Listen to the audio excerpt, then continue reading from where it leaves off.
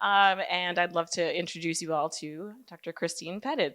Hi, everyone. It's good to be here with you all. I did a morning session as well, and it was a lot of fun. So I think we're going to have a lot of fun here today as well.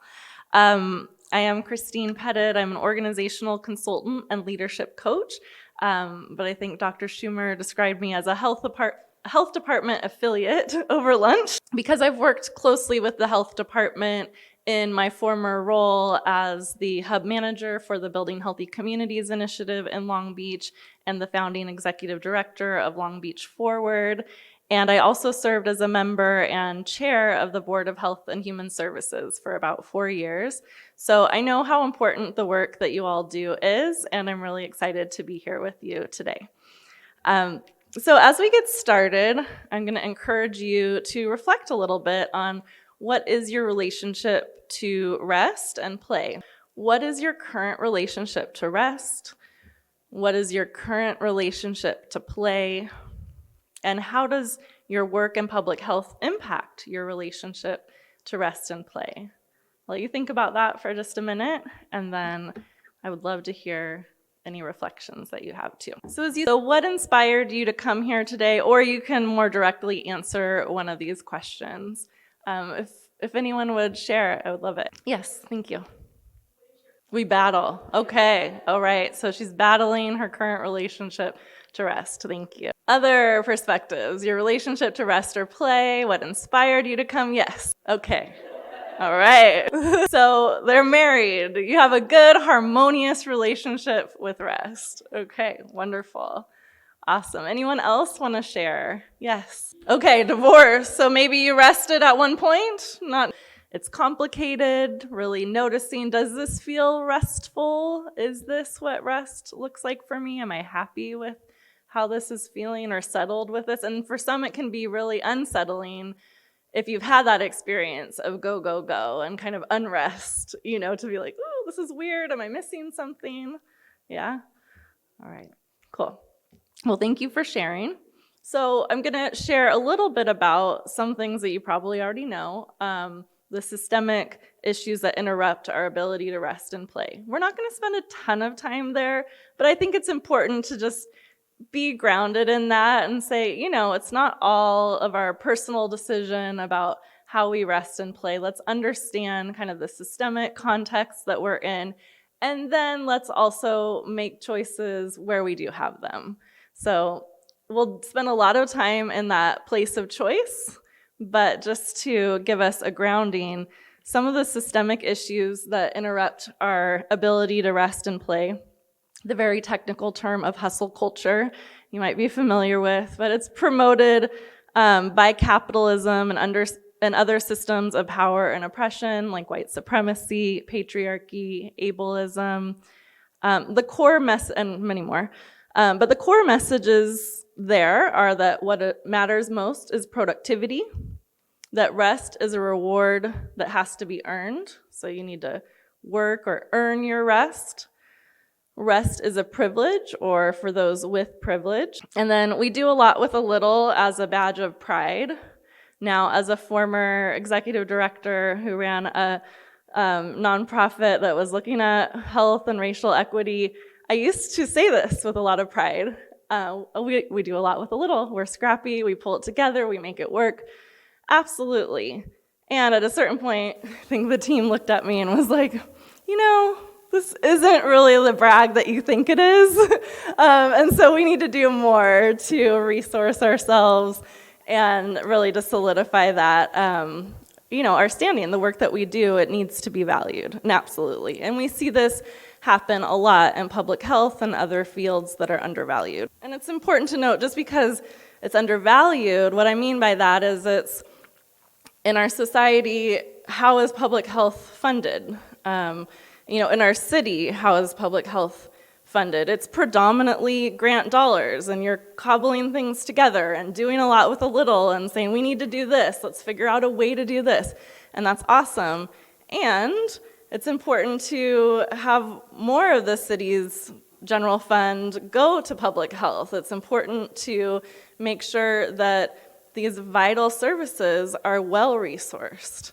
So That's what I mean by that. I love in public health that you all use the socio-ecological model a lot because I think it's important to recognize how policy shapes community, shapes institutions, shapes the interpersonal and us as individuals, but also that we as individuals have the power to shape what is seemingly above us and around us. So that's just an important thing to keep in mind. But some examples that Marissa McCool, who's actually a public health burnout coach, this is a real field, she talks about some examples of how systemic issues show up, these kind of messages around hustle culture show up in public health and really beyond. A lot of these things we see throughout our society. Things like delayed health and other benefits, wait periods for health insurance, even the idea of accrued time off. That's something that it's so part of our culture that it's hard to even think beyond that. But accrued time off is really that internalization of the message that you have to work before you take time off, that rest is something that is earned, time off is something that is earned. We see this show up with inadequate family leave, with unpaid internships, and as I talked about earlier, a heavy reliance on grant funding and really an underfunding of the public health system. So sometimes we internalize this culture, right? So question for you, has your workplace internalized hustle culture? Do any of these sound familiar?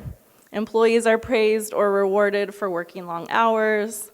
People send emails and messages at all hours, including weekends. Performative acts of hustle are common, including bragging about not getting enough sleep, skipping meals to work, and other unhealthy habits.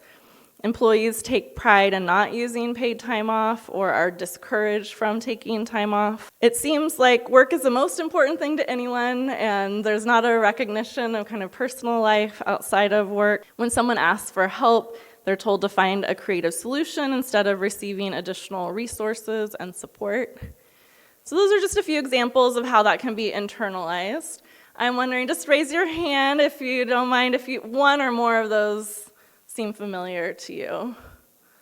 Okay, a lot of hands, maybe a little like, I don't know if I want to raise my hand. That's fine. That's okay too. So the Public Health Workforce Interest and Needs Survey in 2022 found that 1 out of 3 public health workers were considering leaving the field soon. And at the same time, they found that 94% of public health workers believe that their work is important. 93% reported showing up, determined to do their best every single day. And yet 1 out of 3 was considering leaving in the near future. So some of this is the way that it has to do with the way our culture has undervalued and that we've internalized some of these values as well. So these systemic issues and internalized values impact our mental and our physical health. According to Gallup, employee stress is at record high levels, not just in public health, but beyond. And this has a significant impact on our health. Stress has an impact on our blood pressure, our ability to sleep, our ability to digest food, all of the things, right? So this workshop is really an invitation to recognize where you do have choice. It's not to gloss over the fact that there are these systemic issues, but it is also to empower you to say, I do have choices in how I show up in my life and how I can navigate some of these things. And you all made the choice to come here today and say, what is this about? So I welcome you to walk through the door, whatever that looks like. For me, choice is really about being aware of the circumstances that you're in and getting a concrete look at that and accepting it to some degree. Not saying this is cool, this is going to be here forever, but really accepting what are the things that I can have an impact on and what are the things I can't right now. Okay, I'm going to look at what I can have an impact on, and I'm still going to advocate for the things that seem out of control or learn more about that. So I'm inviting you to make a choice to look for where you do have choice. So now we get to the fun part. Dr. Sandra Dalton Smith, she's a physician researcher, did a TED Talk, can't remember the name right now, but in it she outlines the 7 types of rest. And she talks about how rest is more than sleep. It's not just sleep, but there's these different components for us to be well-rested in a well-rounded way. So mental rest, spiritual, emotional, social, sensory, creative, physical. And then this slide is really tiny for me, but startwithyou.co they took these ideas of the types of rest and started to just talk about some examples of that. So physical rest, rest for the body, that can be the sleep, the napping, but it's not just that. It can be just allowing yourself some space to breathe, to stretch, whatever feels good for your body. Moving your body in some way can be restorative as well. Mental, rest for the mind. Taking brain breaks. Even maybe you're in the middle of work and you don't have a ton of time, things are busy, but can you walk out of your office for 5 minutes or out of your home for 5 minutes and just, look at the sky, take a few breaths outside. And maybe once you get there, you might realize you actually have a few more minutes. You could walk around the parking lot or walk down the block. Maybe not. Maybe you go back inside. That's okay. But what can you do to let your brain kind of get that rest? It could be music for some, journaling, and there's a lot of overlap here. Journaling, you'll see, can come up in emotional. It can also be part of creative rest, too, just depending on how you use it. But emotional rest is really allowing yourself space to express your emotions, whether that's with somebody that you trust, a friend, a therapist. It could be just to yourself, allowing some space for journaling to be seen. I love how on the slide they just throw on there stop people pleasing. Just, stop doing that. But the beginning of it is really also just building awareness in yourself of, I have this tendency to say yes all the time. And recognizing that tendency when you say yes, yes, yes to other people's expectations and demands, you may be saying no to other priorities in your life. So getting more clear on that. Sensory rest. I'm very sensitive, if I'm under fluorescent lights all day, or the lighting here is not too bad. But if I'm in a really cold room, like right now, or for some it might be a lot of loud noises, a lot of input. If you have children who have loud voices, you might just need a little sensory rest. You might just need to for me, it might be warming up in a bathtub, but it also might be just being in some space where you can kind of close your eyes or refresh in some way. So think about what might be good for your senses. Spiritual rest, doing things that connect you to meaning, whether you're religious, spiritual, not. Maybe you find that peace in nature, mindfulness, but being able to kind of come back to what brings meaning for you, and that might be some time on your own, it might be time in community. Social rest, speaking of community. So social rest, it can be time to actually recharge your batteries outside of being with people, but it could also be looking at who are the people or what are the situations that feel really fulfilling to me. What are those connections that are really supportive of me, or activities that bring that kind of social element that feel restorative.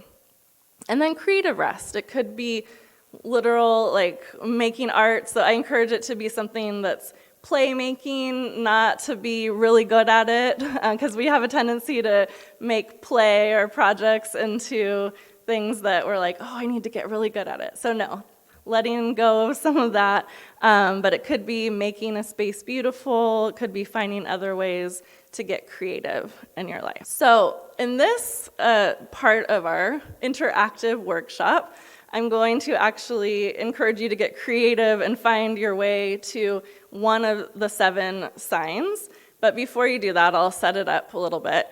So there's the 7 types of rest are around the room with social here, if I can read, does that say sensory? Physical, emotional, creative, spiritual, and mental.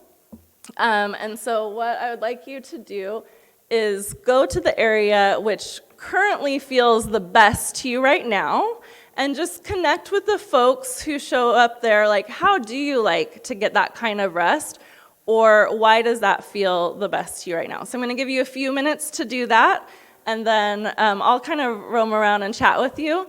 But go ahead and do that now, and then we'll go from there.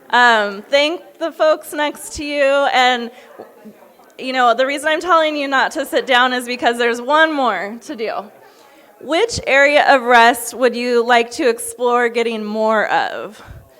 So when you get to that space, you can introduce yourself and just talk about what brought you there. Why do I want to get more of this? Maybe what ideas you have about that. But go ahead and move to the area of rest that you'd like to explore getting more of. So now we're going to move into play. And we're not going to do anything too wild here. First of all, I just want to acknowledge for those of you who talking to other people, it's not very restful. I want to acknowledge you for doing that and, you know, connecting with your colleagues. Now we're going to just transition to play and think about what your play style is. So there's actually a great little quiz. It's like 8 questions, probably totally unscientific. But you can find out what your play style is, or you can just identify it now. So these are just some of the ways that adults play. Maybe you're a joker. Maybe you like to make jokes, to do pranks, be silly. Maybe that's your jam. Or you're more kinesthetic. You like movement, sports, but not really sports to be competitive. There's another category for that. But sports for the enjoyment of it, dance, yoga, maybe jump rope. Maybe you're an explorer. You like to explore new places, travel. Maybe you like to explore new ideas, your feelings. You're here, so there's some exploration happening, right? Knowledge.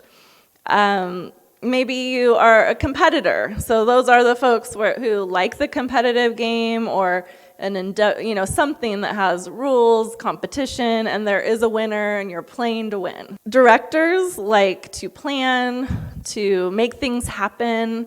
Maybe that's events and experiences. Creators or artistic folks, those who might like painting or knitting, maybe furniture making, or restoring something even, taking something apart, putting it back together, fixing it up. That can be creative. Storytelling. Perhaps you like to write or to tell stories. You know, you might really like to recount your family history or the time your friend did that thing that was really funny. Or maybe you like to read other people's stories and kind of get immersed in an imaginative world, or watching stories, movies, things like that. Maybe you're a collector. Collectors collect things. In the last session, I started singing from The Little Mermaid. I won't do that today, but look at this stuff. Isn't it neat? Yes, you get the idea. But maybe it's things or experiences. Someone who follows, they go to see every eclipse. That might sound like an explorer, but they're actually getting that memento that showed that they went there. They might be more of a collector in that sense. So take a moment and think about which of these, some of these styles or ways that you might like to play. And then I'm going to encourage you, just kind of taking a page from the elementary school book, to do a little show and tell. So if you are peopled out, you can just show yourself. But I want to encourage you to, if you'd like to, I'll demonstrate. So there I am in a very different context, doing one of the things I like to do to play. So your assignment is share a photo from your phone, or it could be just a memory that you have or a way that you like to play. For me, karaoke has become a form of play. I go all in. I'm a terrible singer, but I bring the energy, and I like it. And I don't, yes, from this picture you might think alcohol was involved, but I have sang karaoke 9 months pregnant, so I was stone cold sober, and I still had fun with it. Think about how you like to play, and then I invite you to turn to somebody next to you or find someone around you and show them a picture or just tell them about a way that you like to play. I'll give you a few minutes for that. All right, if you're still sharing, please thank your partner. And let's think a little bit. This is the action portion of the kind of wrap up of our day. So how can you incorporate more rest and play into your life? So some things to consider are the 7 types of rest that we talked about, the play styles that we just looked at, and also thinking about playmaking as a form of rest. So it could be making music, making art, cooking if you like to do that, but really dropping productivity and perfection as the goals and just enjoying the process. Just kind of, okay, what does it look like? Or what does it feel like to do this? And, maybe if I'm cooking a dish, what are the smells that I like? So thinking about those sorts of things.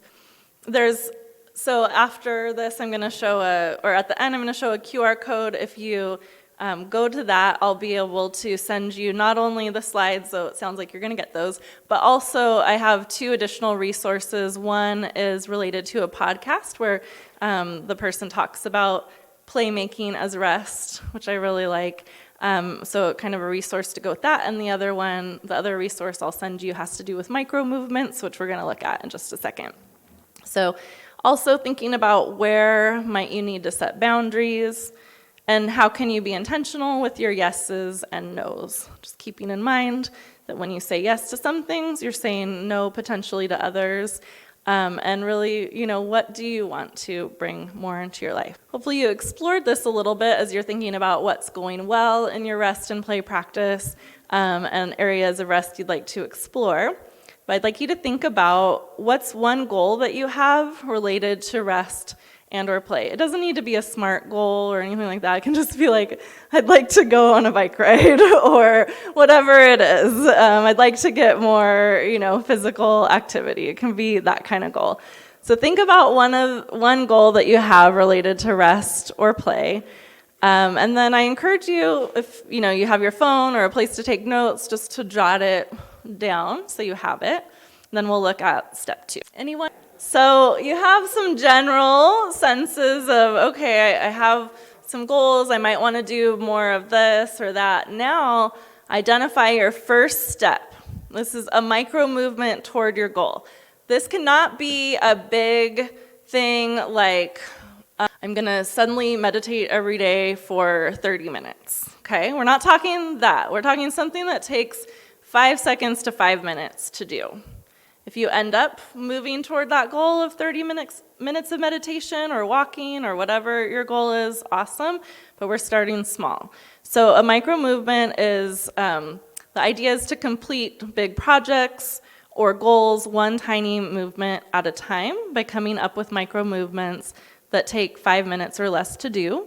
Often we keep going beyond the 5 minutes, but even if we don't, our brain recognizes that we've made some progress and it's easier to get started again. So we actually build confidence and we build momentum by taking action. So you just take small actions to start. I learned this process from an author and an artist named Sark, Susan Ariel Rainbow Kennedy, and her micro movement process goes a little like this. You identify the project or goal, you identify a related micro movement that takes between 5 seconds and 5 minutes to do. You identify when you'll do the micro movement, put it on a calendar, create a reminder, then you do the micro movement. Or if you didn't do it, you give yourself some grace. You don't beat yourself up about it. You're like, all right, well, I still want to do that. So I'm just going to gently reschedule it for another time, and I'm going to do it then.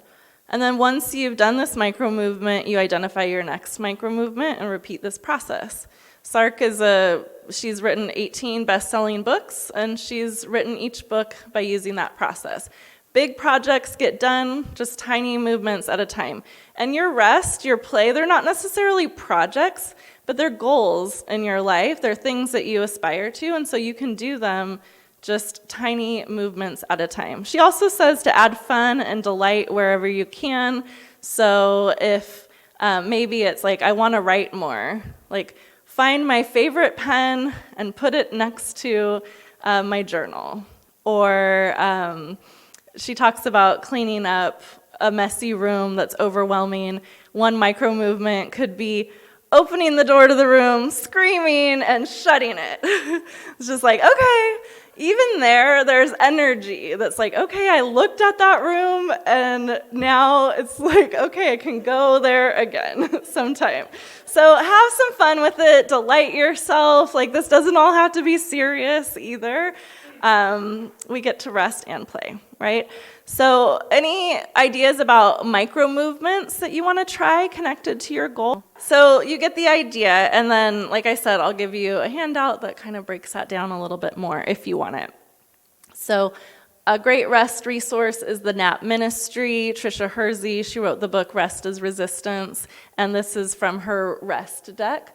This is about more than naps. Rest is anything that allows you to connect your body with your mind.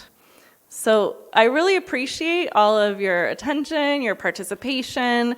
This is my information here. Thank you.